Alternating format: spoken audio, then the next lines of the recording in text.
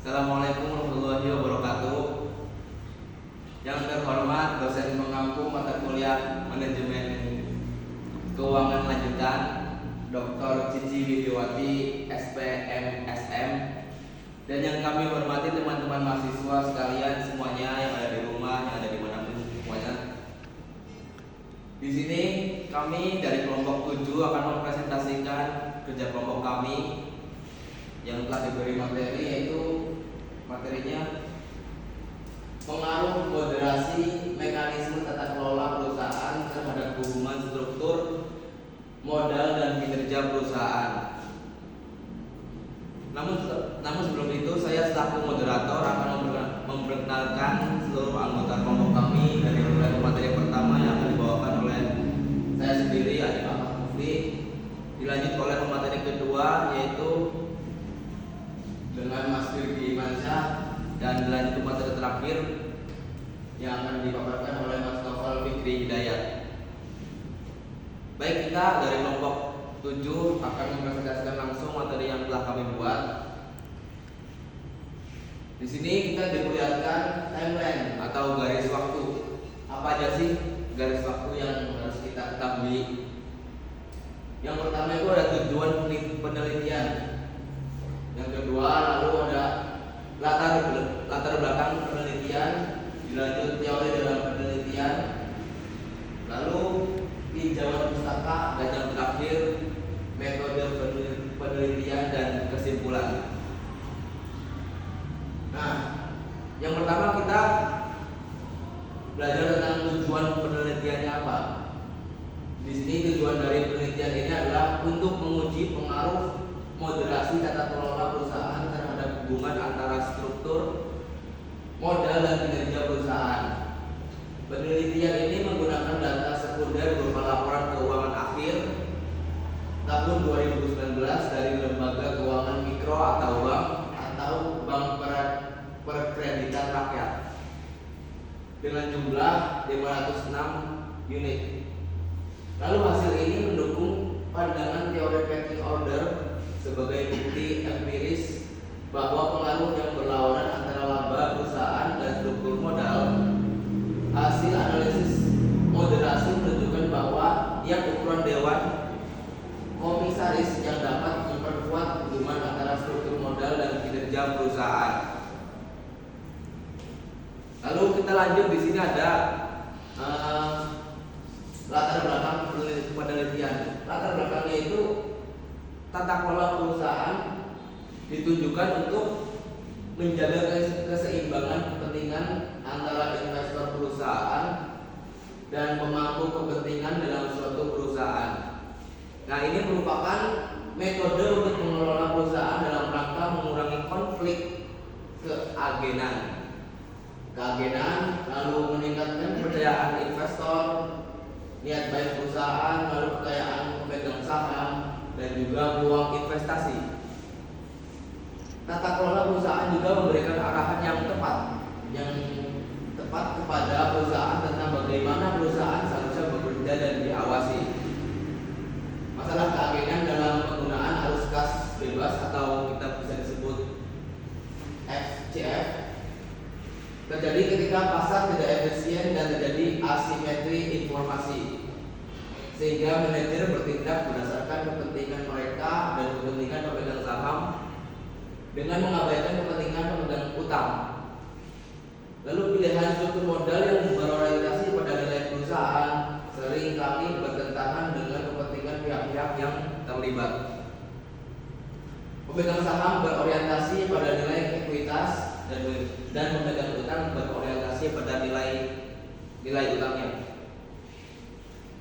Lanjut, garis waktu yang selanjutnya adalah teori struktur modal. Bisa dilihat sendiri teman-teman mahasiswa, terdapat 3 teori yang berkaitan dengan pemilihan struktur modal pada perusahaan, yaitu apa saja? Yang pertama ada teori Modigliani dan Miller atau disebut MM. Yang kedua teori trade off, dan yang ketiga adalah teori pecking order. Nah, kita lanjut. Di sini kita diperlihatkan oleh teori teori Modigliani dan Miller atau juga disebut dengan MM. Sebelum kita mengetahui tentang teori Modigliani dan Miller MM atau disebut MM, kita harus tahu definisinya apa, artinya apa. Di sini kita dijelaskan teori MM itu merupakan teori yang paling mendasar bagi struktur modal. Dengan asumsi tidak adanya tingkat pendapatan, maka struktur modal tidak relevan dengan nilai perusahaan atau perusahaan tidak memiliki cara untuk meningkatkan nilainya dengan mengubah struktur modal itu sendiri. Selanjutnya, yang memiliki lebih banyak utang dalam struktur modalnya sama dengan nilai pasar. Perusahaan yang tidak memiliki utang. Secara singkat, teori ini menunjukkan bahwa struktur modal mempengaruhi nilai pasar perusahaan. Jadi teori Modigliani dan Miller ini yaitu teori yang paling mendasar bagi seluruh perusahaan, bagi seluruh pemimpin atau untuk struktur modalnya. Dengan asumsi tidak adanya tingkat pendapatan, maka struktur modal tidak relevan dengan nilai perusahaan atau perusahaan tidak memiliki cara untuk meningkatkan nilainya dengan mengubah struktur modal. Lanjut dengan teori trade off. Di sini kita dijelaskan di PPT di PowerPoint. Definisi dari teori trade off itu sendiri yaitu apa? Bahwa nilai pasar perusahaan yang memiliki utang sama dengan nilai perusahaan yang tidak memiliki utang tambah. Nilai tax slide dikurangi dengan nilai biaya kebangkrutan. Teori ini mengemukakan bahwa terdapat struktur modal yang optimal di mana tax set memberikan manfaat paling besar untuk mengkompensasi kerugian dari utang akibat kesulitan keuangan dan biaya keagenan. Lalu kita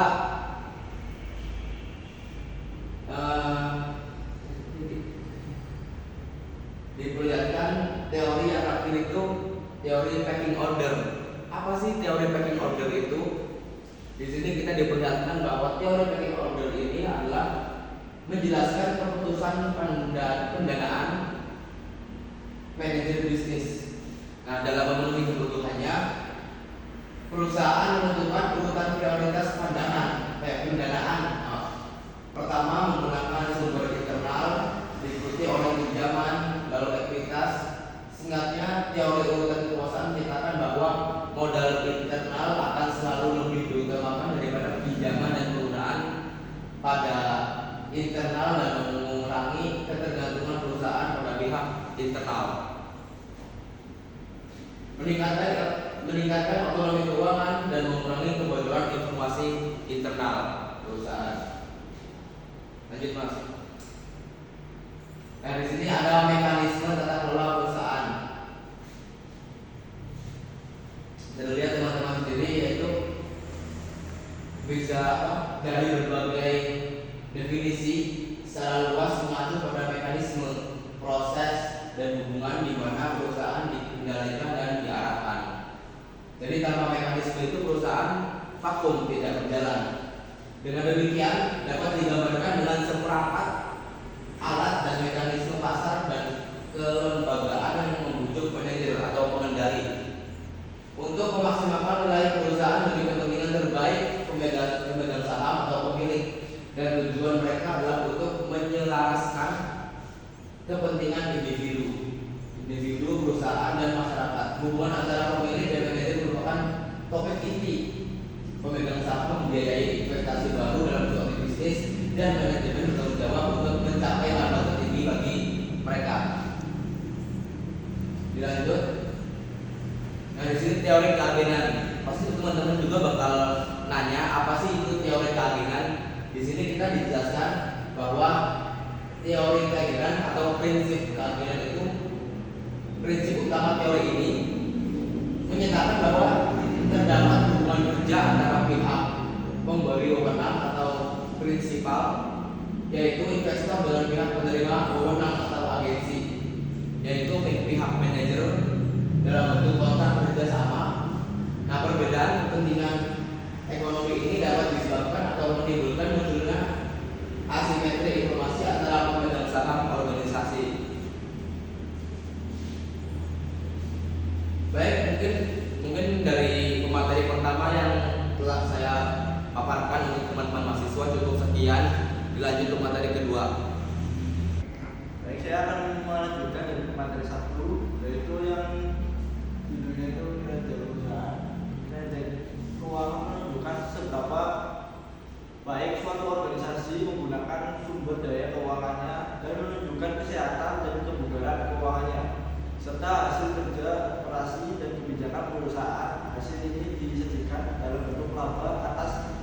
mayoritas atau ROE, yaitu laba atas investasi ROA, dividen per saham, dan laba per saham. Yang selanjutnya itu tinjauan pustaka empiris dan hipotesis. Yang pertama itu ada struktur modal dan kinerja perusahaan. Yang kedua, mekanisme CG, leverage dan kinerja. Yang ketiga itu kebijakan utang perusahaan. Dan keempat, mekanisme CG, leverage dan kinerja.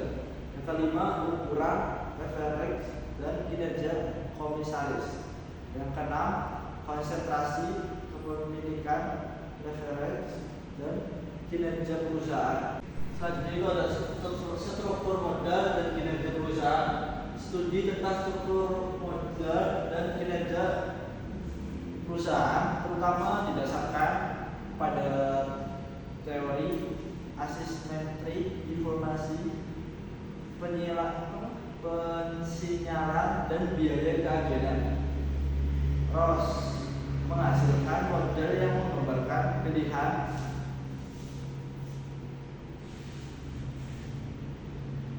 rasio utang terhadap kualitas yang menandakan kualitas perusahaan. Studi ini menjelaskan bahwa perusahaan berkualitas rendah menghadapi biaya tinggi karena menyalahgunakan pasar dan menandakan kualitas tinggi mereka dengan memasukkan lebih banyak modal utang. Perusahaan dengan modal utang rendah cenderung menghabiskan arus bebas secara bebas dan akhirnya menghasilkan pengembalian yang lebih rendah. Selanjutnya itu adalah mekanisme CG, terus leverage dan kinerja. Memaksimalkan nilai perusahaan merupakan tujuan utama pemegang saham. CG merupakan seperangkat mekanisme untuk memastikan bahwa perusahaan melindungi kepentingan pemegang saham. Namun, menurut teori keadilan, sering terjadi konflik kepentingan antara manajer perusahaan dan pemegang saham. Tahun 1976, konflik kepentingan lainnya juga muncul antara pemegang saham pengendali utama dan pemegang saham minoritas yang menyatakan bahwa pemegang saham minoritas serta hak karyawan sehingga menyebabkan masalah keagenan yang sangat besar. Yang selanjutnya itu ada kebijakan utang perusahaan. Secara umum kebijakan utang perusahaan dipandang sebagai alat CG yang signifikan dalam mengurangi konflik keagenan antara pemegang saham dan manajer perusahaan. Pembiayaan utang dapat memecahkan masalah keagenan dengan mengurangi arus kas bebas dan meningkatkan kemungkinan risiko kebangkrutan dan lain-lain. Dengan kata lain, komitmen untuk memenuhi prinsip utang dan mengurangi arus kas bebas untuk aktivitas yang tidak optimal. Dan selanjutnya itu ada ukuran dewan, leverage dan kinerja. Hubungan antara ukuran dewan, direksi dan leverage menghasilkan hasil yang beragam. Adams dan pendapat bahwa beberapa perusahaan membutuhkan dewan refleksi yang besar untuk pengawasan yang efektif, menunjukkan hubungan terbalik antara jumlah total anggota dewan dan rasio utang terhadap aset. Sebaliknya, beberapa penelitian lainnya itu menemukan bahwa perusahaan dengan ukuran dewan direksi yang lebih besar memiliki referensi keuangan yang lebih tinggi daripada perusahaan. Dengan ukuran dewan direksi yang lebih kecil, lebih jauh lagi, perusahaan dengan ukuran dewan direksi yang besar lebih cenderung menggunakan pembiayaan tetap daripada perusahaan dengan ukuran dewan direksi yang lebih kecil. Selanjutnya itu ada ukuran referensi dan kinerja komisaris. Studi empiris yang menyelidiki pengaruh ukuran dewan direksi terhadap kinerja perusahaan menggunakan jumlah terakhir, jumlah direktur, eksekutif dan non eksekutif sebagai ukuran dewan dalam struktur dua board. Para eksekutif tidak dapat duduk dalam dewan komisaris dan ini secara lebih independen daripada sebagai direktur. Komisaris sangat penting dalam mempengaruhi kinerja perusahaan karena komisaris independen dapat berpikir secara objektif tanpa memiliki kepentingan dalam berbagai pihak. Dewan komisaris ini dapat memberikan arahan strategis kepada perusahaan dan membantu pengambilan keputusan dan dalam mencapai kinerja perusahaan. Nah, selanjutnya itu ada konsentrasi kepemilikan, preferensi dan kinerja perusahaan. Hubungan antara konsentrasi kepemilikan dan struktur modal memiliki karakter negatif, menjadikan hasil yang berlawanan, di mana konsentrasi kepemilikan memiliki hubungan negatif dengan utang jangka panjang dan rasio utang terhadap ekuitas.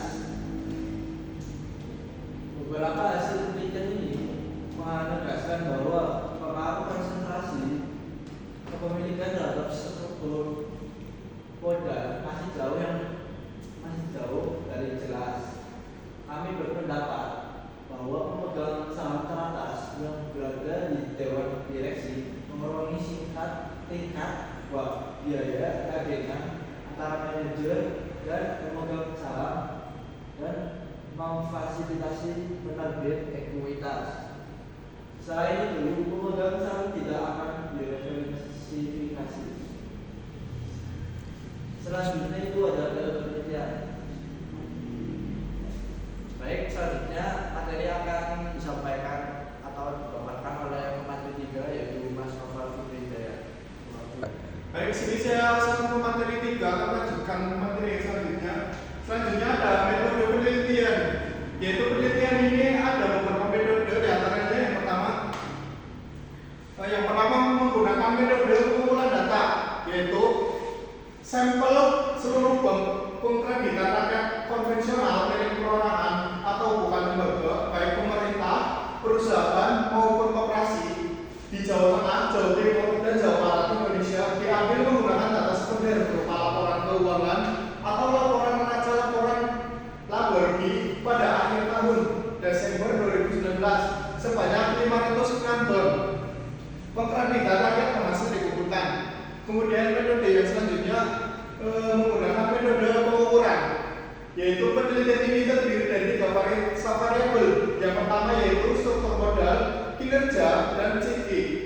Yang pertama tujuan dari metode ini adalah untuk mengetahui pengaruh keputusan struktur modal terhadap kinerja bank pengkreditan rakyat. Untuk memfasilitasi pengaruh secara keseluruhan, penelitian ini menggunakan rasio total uang terhadap total aset atau TDTA, rasio utang jangka panjang atau dalam bentuk pinjaman terhadap total aset atau LDTA, dan rasio utang jangka pendek atau di dalam bentuk tabungan dan deposito terhadap total aset SDTA. Kemudian ada metode yang ketiga yaitu menggunakan metode analisis data. Yang pertama ada analisis regresi berganda, yaitu digunakan untuk menguji pengaruh struktur modal terhadap kinerja atau FI. Metode ini mengeksplorasi hubungan antara satu variabel independen dan beberapa variabel independen lainnya. Selanjutnya menggunakan metode analisis regresi, yaitu termoderasi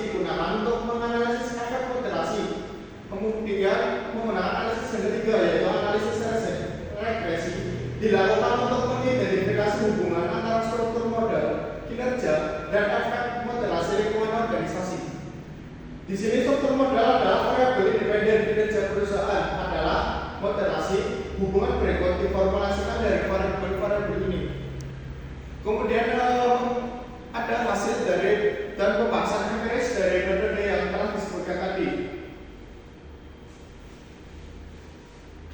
Yang pertama menggunakan statistik deskriptif, yaitu statistik deskriptif terkait variabel independen dan moderating. Dapat dilihat bahwa 71,64% aset bank berkreditan rakyat dibiayai dari utang PDTA, yang mana 58,73% dalam bentuk tabungan SDTA dan 10,88% dalam bentuk pinjaman LDTA.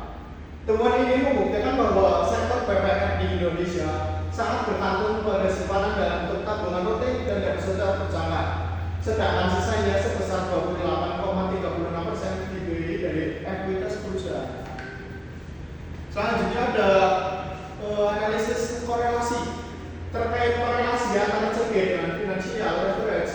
Hasil penelitian menunjukkan bahwa ukuran dewan direksi atau PS memiliki korelasi positif signifikan dengan TDDA, SDTA, dan LDTA.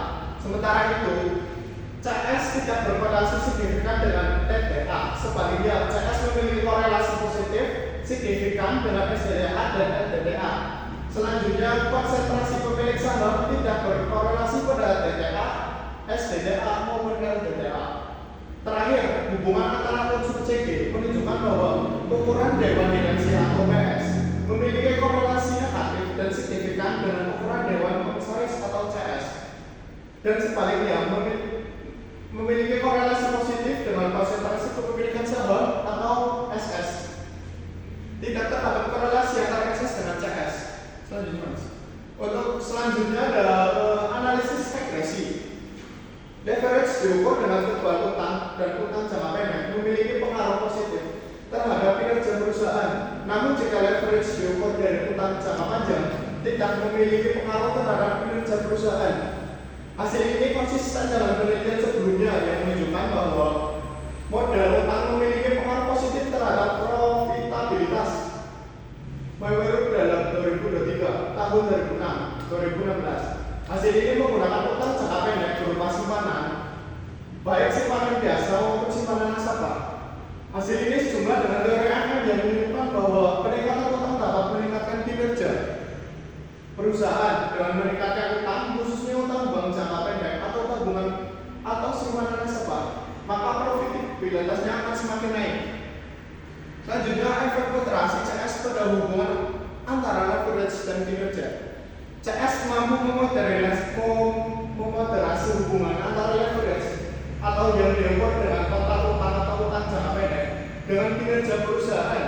Namun hal sebaliknya tidak signifikan jika leverage diukur dengan utang jangka panjang. Hal ini mengimplikasi bahwa pengaruh leverage terhadap kinerja akan semakin kuat jika jumlah semakin besar.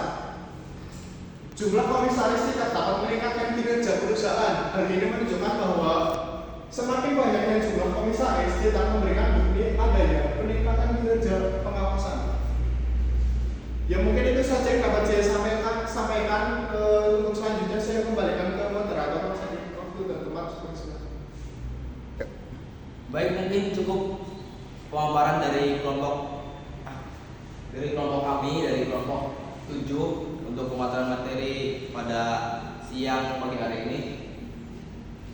Jadi kesimpulan dari materi kami yaitu hasil regresi memberikan bukti moderat tentang hubungan positif yang signifikan antara struktur modal yang diwakili oleh total utang dan kinerja perusahaan yang diwakili oleh ROA dan ROE.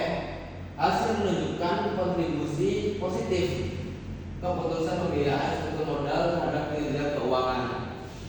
Namun ini hanya berlaku untuk utang jangka pendek. Utang jangka panjang memiliki efek negatif dan tidak signifikan pada ROA dan ROE. Hasil ini mendukung pandangan teori urutan kekuasaan yang terdiri dari bukti empiris tentang efek yang berlawanan antara laba perusahaan dan struktur modal. Mungkin cukup sekian pemaparan materi yang telah kelompok kami paparkan oleh teman-teman mahasiswa.